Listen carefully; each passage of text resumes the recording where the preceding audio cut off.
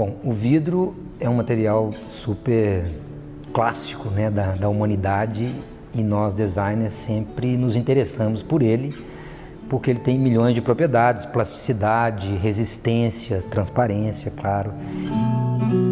Já os espelhos, além de algumas características semelhantes ao vidro, ele tem uma coisa muito interessante, que é uma parte onírica, uma parte mágica, que isso é muito bacana de ser trabalhado. E trabalhar com espelho envolve uma certa física, porque, né, a ótica, a reflexão da luz é uma matéria, um campo de conhecimento da física. Então não é fácil também trabalhar com espelho, porque muitas vezes na arquitetura, eu também sou arquiteto, a gente se surpreende quando coloca espelho, porque é quase impossível a gente entender de antemão o que ele vai refletir. Então é sempre uma surpresa muito grande na arquitetura trabalhar com espelho. Muitas vezes uma pequena inclinação reflete uma coisa que a gente não esperava, ou uma luz que vem de um determinado lugar, né, e aquilo é refletido longe para um outro elemento. Então essas propriedades físicas do espelho são muito legais. E assim, até gostaria de aprofundar mais. Tem hora que eu vejo prédios numa cidade que não tem sol, porque estão voltados para sul, e que poderia ter algum tipo de pensamento urbano que fizesse uso dos espelhos para trazer mais sol para alguns elementos, para alguns ambientes ou áreas da cidade que não tem sol natural. E aí os espelhos, como a gente pode lembrar nos parques de diversões que existiam, aquelas salas de espelho, que a partir de concavidade e convexidade surpreendia ainda mais, né, quem está sendo visto, se vendo. Então essas propriedades do espelho e da curvatura que o vidro permite, por ser um material líquido, né, é um campo sem fim de possibilidades de serem exploradas. Quando a gente trabalha com espelho, além dessas características da reflexão em si, da luz, o material ele tem questões de segurança que tem que ser pensadas, porque, queira ou não, ele tem uma espessura, uma película que está atrás, então as bordas dos vidros é um ponto de atenção para o acabamento que é muito importante. Muitas vezes a gente embute no perfil, muitas vezes a gente cobre essas bordas e outras vezes a gente deixa aparente, faz uma lapidação, um bisotamento, né? Alguma coisa que explore e dê conta dessas bordas, que são propriedades diferentes.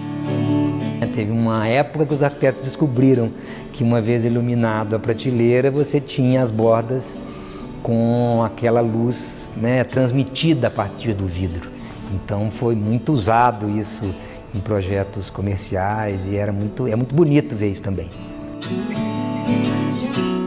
E nós designers, quando resolvemos trabalhar com espelhos e vidros, é muito importante também o fornecedor ou o vidraceiro mesmo, quem vai operar, quem vai cortar aquele material, tem que ter um entrosamento grande ali para a gente conseguir alguns resultados, conseguir driblar algumas armadilhas que todo material apresenta para a gente, né? Seja uma madeira, uma pedra, um concreto, o vidro também tem as suas especificidades. Então isso tem que ser muito bem desenvolvido quando você está desenhando uma peça, e tem alguns artifícios que a gente também acaba usando, né? No sentido como vai fixar, como vai encontrar um material com o outro. Eu acho que todo o detalhamento do designer, ele se baseia muito em como um material encontra com o outro,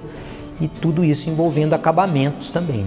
A arquitetura, eu acho que teve um desenvolvimento maior com o uso de vidros e espelhos, por prédios com uma tecnologia maior da sua estrutura, do seu fechamento, né? Eu acho que o vidro estava muito atrelado a uma ideia de tecnologia, de nobreza, de avanço técnico da arquitetura, mas por outro lado banalizou também um pouco porque ele foi usado assim como um material, uma pedra, um revestimento, simplesmente, né?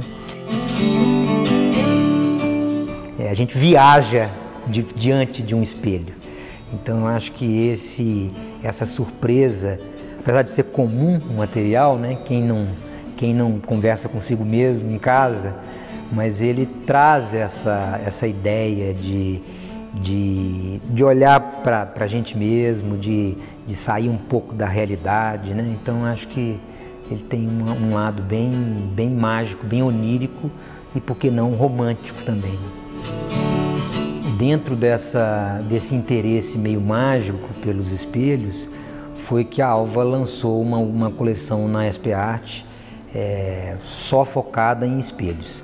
A gente nomeou como palíndromo. Isso para a gente tinha uma ideia de reflexão da própria leitura, da própria palavra, que os espelhos também trazem. É muito bacana e prazeroso explorar. E, de novo, é muito surpreendente, é difícil ter domínio total sobre o espelho.